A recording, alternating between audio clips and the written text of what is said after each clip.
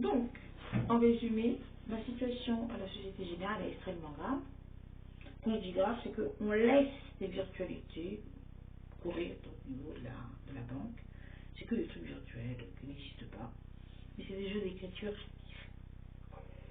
que ce réseau fait. D'accord?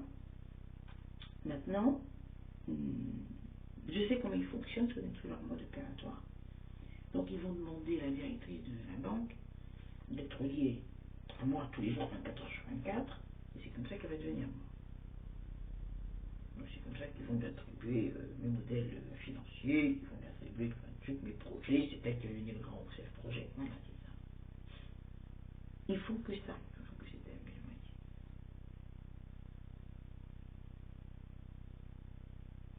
Voilà. Donc, il y a une situation chez Bouygues qui est très délicate. Je pense que là, aussi, c'est la banque qui doit aussi négocier ça.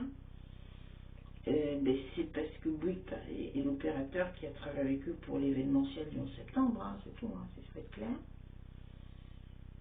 Ensuite, Orange, c'est simple, c'était la partie que moi me réservais au moins de tout ce qui me pillait, à la LNC, tous les RISCOM qui m'ont détourné.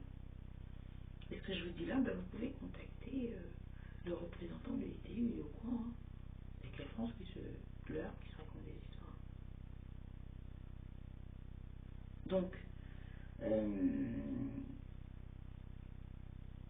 Orange, par exemple, ils ont attribué Orange à M. Richard pour le marché des GSM, c'est moi.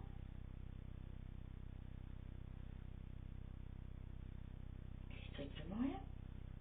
Nokia le sait, beaucoup de gens savent. Pourquoi la France dénie ce point?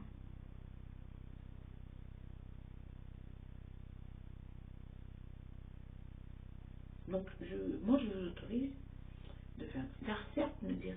J'ai envoyé un message, ils disent rien. Donc, moi, je vous autorise effectivement de prendre des mesures parce que c'est pas normal qu'une banque ici au monde laisse autant faire. Donc, c'est des trucs, évidemment, c'est pas méchant, c'est illusionniste, ok. Mais attention, à part cet acte illusionniste, ils veulent agir en vrai pour intimider. Mais je ne bouge pas d'ici, parce que comme je l'ai dit, j'ai payé ici.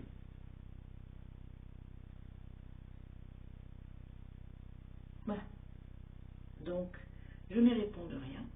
Là, je ne peux plus contacter l'agent, parce que j'ai plus d'argent, j'ai plus rien. Là, c'est des voisins qui m'ont dépanné.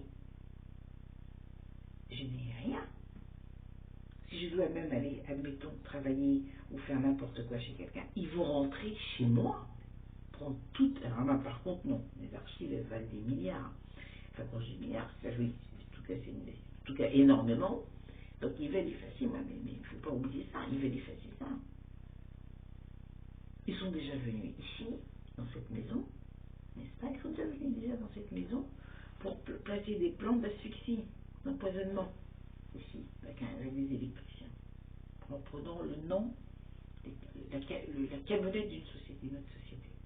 En fait, c'est des gens qui ont pris la camionnette d'une société, qu'ils ont prêtée, alors qu'en fait, c'est des gens qui sont venus faire des travaux chez moi, pour installer des connexions chez moi d'ailleurs, et pour installer un poste d'empoisonnement par l'air. C'est pour ça que je n'allume qu'une seule partie chez moi. Parce que je ne fais pas marcher l'aspirateur. Sinon, j'ai remarqué que je suis tombée malade. J'ai arrêté. J'ai réussi à maîtriser ça. Voilà. Donc voilà ma situation actuellement.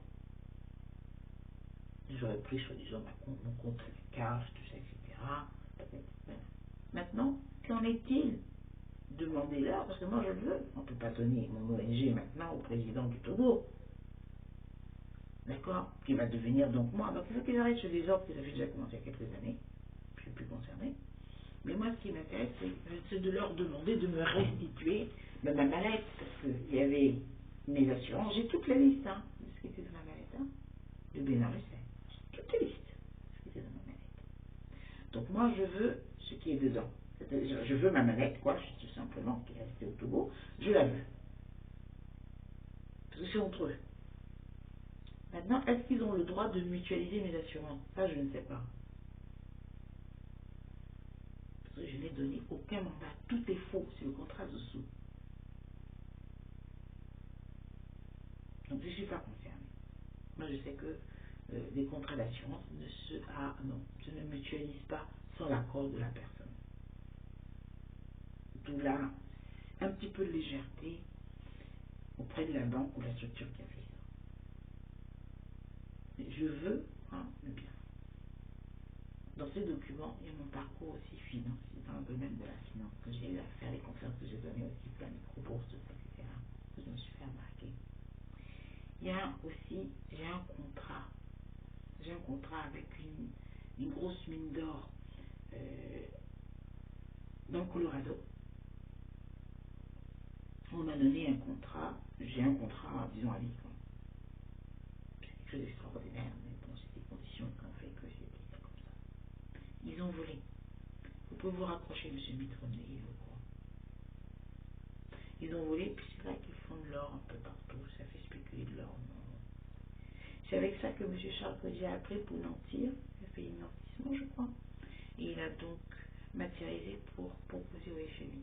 Je pense que pour vous rapprocher de M. Camdessus, il va en savoir un petit peu. Donc je sais ce dont je parle. Je ne dois pas être traité comme ça. Je veux mes biens. Où est l'argent qui était à la Société Générale? C'est normal que je demande. Mon argent qui était à la Société Générale est où? J'étais au courant. Ce sont les frères Bogdanov qui ont fait la première interface quand on était à Levallois en 1987. Parce que je filais M. Charles Codier. Voilà. Donc moi je veux mon argent, c'est normal. D'où ils avaient dit à l'époque qu'ils auraient 30 ans. Ils ont prétendu, mais ça y est, les 30 ans sont faits. Non, je veux pas vivre comme ça, alors que non, ça ne se fait pas. Voilà. Merci beaucoup. Et j'espère qu'on va rester encore en contact.